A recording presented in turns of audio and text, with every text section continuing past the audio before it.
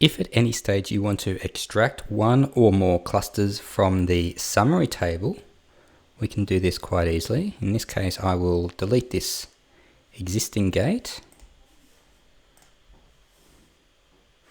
And now if I wanted to extract just this population, I could select it and then use either of these two extraction buttons.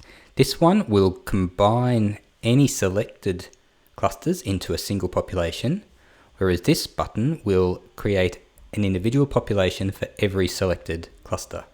So to demonstrate this, if I wanted to combine both of these into one population, I could highlight both and choose this button, and it will automatically label it as C1.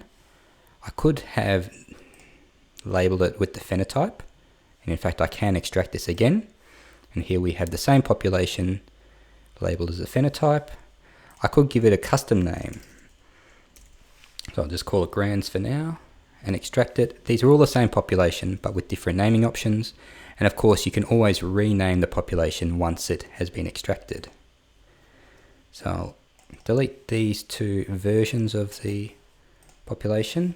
In fact, I'll delete this one as well and just show the other option. If we were to highlight both of these and use this icon, we would get two populations extracted. Now, this might be better to use the default naming option, and we'd end up with C7 and C6 so that they can be differentiated. Once the populations have been added to the file inspector, they can be treated just like any other gated population. So you can add the populations to a table in GraphLogic and graph the various statistical attributes. You can build reports in DocLogic, or you could generate overlays and apply traditional gates to these cluster populations.